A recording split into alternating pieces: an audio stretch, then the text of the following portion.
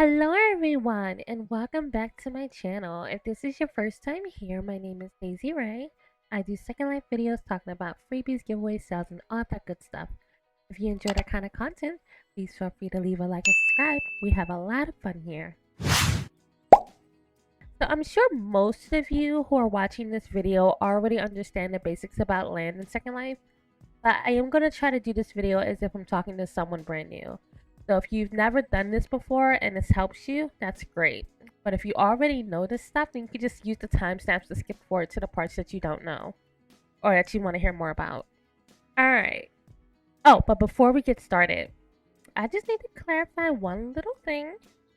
I am not a professional when it comes to land. I don't know everything. Like, I think most of you forget that, like, I've only been playing this experience for like 3 years. So I don't know everything.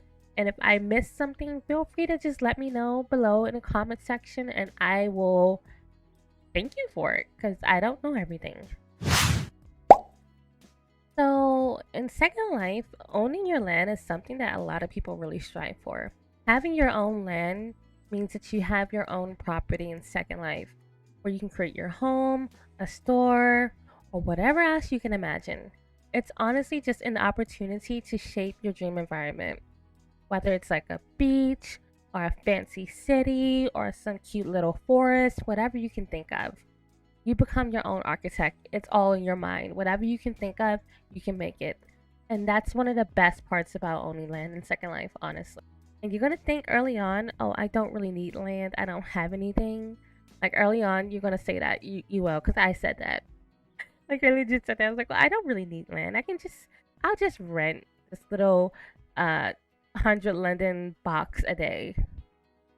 Which is fine, you can rent out a box or something, but land itself is just so amazing, and I'm going to tell you why. Homes are basically the building blocks used to create objects in the virtual world. They are mostly used for furniture and building structures, and they allow users to design various environments, stores, and homes. Landowners can use these prems to decorate their own land, or they can rent out a portion of their prems and land to others. If you want a detailed understanding of prems though, I suggest watching a video by Alexi.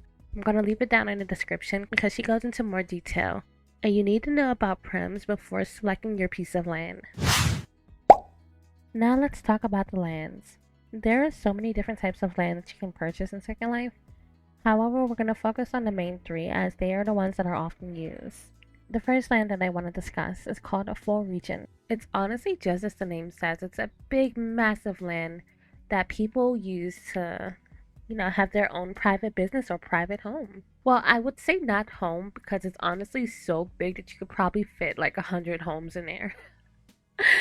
So, as it is the largest piece of land that one can own in Second Life, you get about 20,000 prems.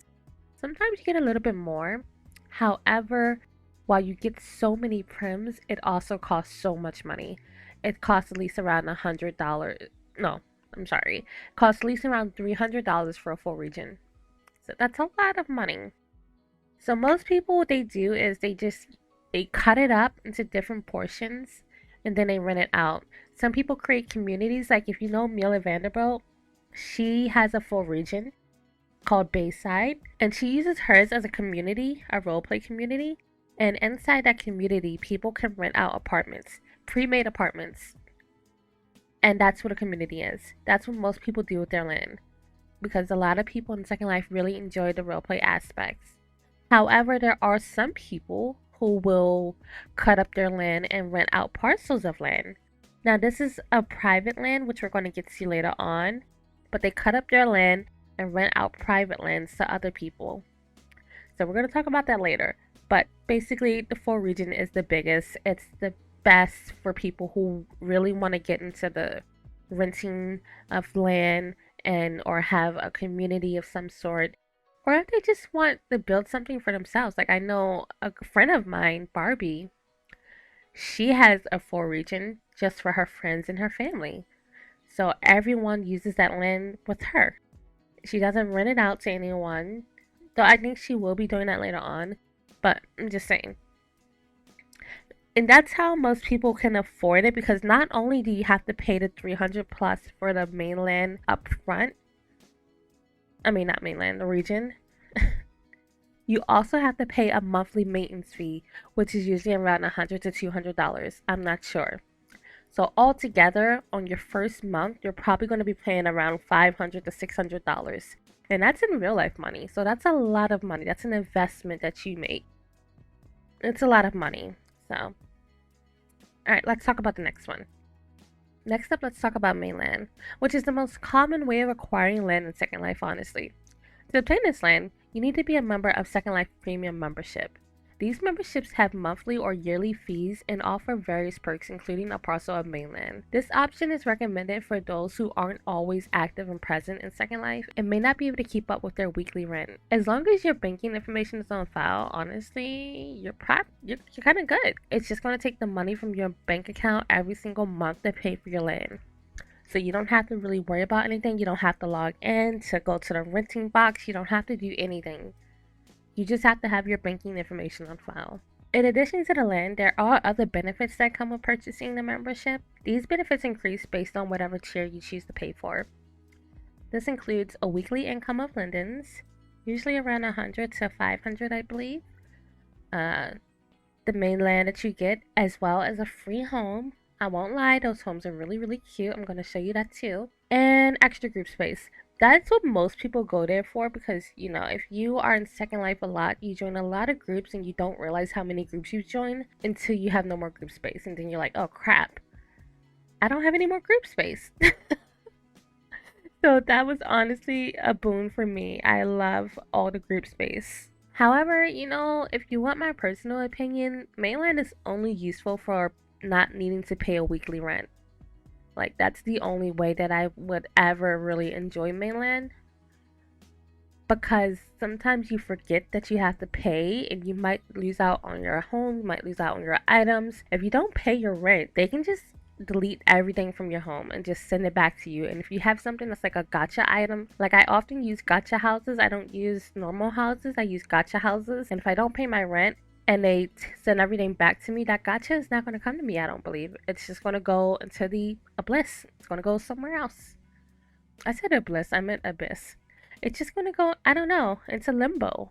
And I'm just not going to have it anymore. So that's one of the big things that you have to worry about when you have to pay a weekly rent. When you have Mainland, you don't have to worry about that. Because like I said, you just pay the monthly fee and your Mainland is yours. But the other reason why I don't really suggest it is because the prim count is just so small. You get 351 prims with Mainland. And that's honestly not a lot. Like, it just doesn't justify the price that you would need to acquire a decent sized land and the number of prims. It just doesn't. Like, we're gonna go into detail about that later on, but I highly encourage you not to do Mainland unless you just can't be bothered to pay a weekly rent. The third one is connected to the first one, as I mentioned earlier, private lands. So when people buy a full region, as I mentioned, they often cut it up and then they rent it out to different people. Now, private lands is what I'm currently using, and I basically have my own little corner of the world, my own little corner of that region. It's all mine. I can change my name of the thing. I can change anything that I want. I can set my access. It's basically my own land. And most people use this because they enjoy their own privacy. People who aren't eager to be in a community or to roleplay with others, they just want their own space. They get a private land and they pay a weekly rent.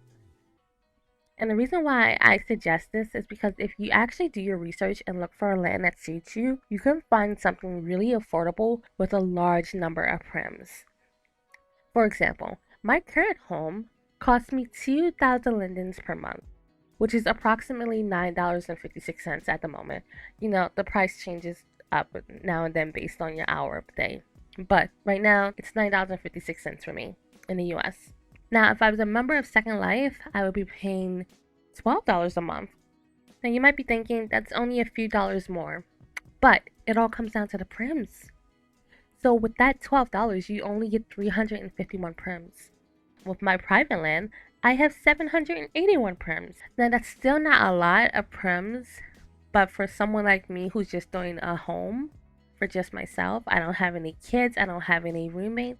For me alone, 781 prims is really good, especially for only paying 2,000 lindens a month. That's crazy, honestly. And that's the great thing about private land is that you can pick and choose which one you want, and you will find some really, really good deals if you look. All you have to do is just look. Take your time, look through all the listings, look through everywhere on Second Life, outside of Second Life, and you'll find something that works for you. Okay, so next up we're going to talk about how to actually get each of these lands. Okay, so for full region, there's actually two ways that you can purchase this. The first option is to purchase directly from the Second Life website itself. They have a website set up where you can explore available regions, their prices, and the number of prims included. You can also find the website linked in the description. The second approach is to buy from another player. There's a dedicated forum page where players can sell and transfer their regions to other players. Once you've connected with someone to buy their region, then they just need to submit a ticket to Linden Labs and let them know that they're transferring their region over to you. I'm not really certain if buying from another player will make it cheaper than buying it from Second Life itself, but I'm pretty sure that there's a lot of risk and benefits from buying from a player, so I guess it's do at your own risk, because it is a lot of money. Okay, so now on to Mainland. I actually already mentioned a lot of this earlier, but we're just going to dive into a little bit more details. When you purchase a premium membership, they're going to automatically be like, hey, come get your free home. Now these homes are actually really, really pretty, like the landscape and everything. And also not that, you're also in a full neighborhood, so it's easy to meet other people if you're new to SL. So it has a lot of benefits, like moving into a neighborhood with the premium homes. However, if you decide that you don't really want that home and you just want the land, you can actually abandon it and pick a new land. So to do that, you just open the world tab in your viewer. Then you click on the About land, and then click on Abandoned land. But I'm actually on Black Dragon, so you're just going to see it from my point of view. But remember, you have to be standing on your land to do this. Once you've abandoned your land, you can then search for a new mainland to purchase or rent.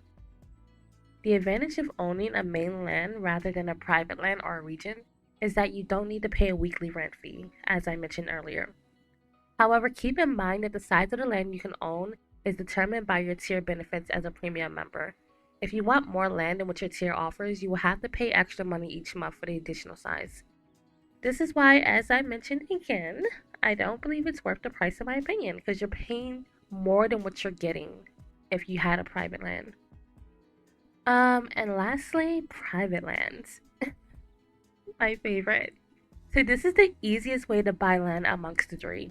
And it is that easy because everyone is offering private lands in SL. So it's really easy to just look it up in the land options and search and just see which parcels are going for sale and how much it is and how many prims they offer. And then you can teleport to these parcels, look at the landscape around it, look at the other houses, see if it's an eyesore around you or not. Check out what neighbors are in the vicinity of this region, and decide if you want to get it. And if you are interested in purchasing a private land, I actually have two websites to introduce you to. The first one is X, which you may or may not know since the creator is supposedly the first millionaire of Second Life. And they offer a wide variety of land sales ranging from full regions to private rentals. I honestly have used them myself and I really, really enjoyed working with them. Their prices are really, really good. However, it is important to mention that some of the people I've spoken to have not had good service with them at all. This includes losing their items on their land and the staff just not being helpful at all, and even mistakenly kicking tenants out despite them paying their rent. So that's just something you should take into consideration if you choose to work with NJX. So even though I haven't personally had any bad problems with them, there have been others who have. So keep that in mind. The second one is Alma State. Now this one is new to me because I was asking my friend Simi, hey, do you know any good land places? And she put me on to Alma State. And per search, I found that a lot of people have really been praising Alma State. So they seem to be one of the best places to buy land at the moment. And their stuff is very affordable. They have really good prims and they have a full website to help you search for their land. So I'm going to link both of these websites in the description, and if you want to check them out, you can. Okay, so now that we're getting to the end of the video, I just want to give you 5 quick tips to keep in mind when choosing your own land. Number 1, consider the location of the land within Second Life. Do you prefer a bustling urban environment, a serene natural setting, a themed community? Explore different regions to find a location that suits you and your preference. Number 2, choose the type of land that aligns with your goals and budget. I think it's safe to say that just buying a region will not guarantee that you will easily be able to rent it off and make profit from it. There are so many other regions and parcels that are selling at the moment, so it's really a competitive business to break into. Number 3, assess the size of the land of the parcel, the prims it offers, and the pricing. Determine if the size meets your requirements for building activities or business endeavors you have in mind. Consider your budget and ensure that the pricing is reasonable for the land's features and location. Number 4, read and understand any land restrictions imposed by the region or the state where the land is located. Some regions may have specific rules like regarding building height, noise levels, or commercial activities. Ensure that these restrictions align with your intended use of the land to avoid any trouble. Number 5, if you're seeking to join a community, research the community, the neighbors, and the vicinity of the land. Engage with them and get a sense of the atmosphere. Take note of the events and activities going on, just so you can get an idea of what the community is like. A vibrant and friendly community can enhance your roleplay experience in Second Life by a lot. So those are my 5 tips. I hope that they help you in some way. I hope that this whole video has helped you in some way. I know it's a little bit weird sounding because I've told you guys, I'm not really good at reading scripts. I'm much better at just speaking from my mind. But since I didn't have all of the information already in my mind, I had to write some things down just for me to remember what to stay on topic on. So I hope it came out clear and concise. If not, you have my deepest apologies. But I'm gonna go. Thank you so much for watching, and I hope you all have a blessed day. Bye! Please tell me I recorded. Oh, thank goodness. Or with your friend.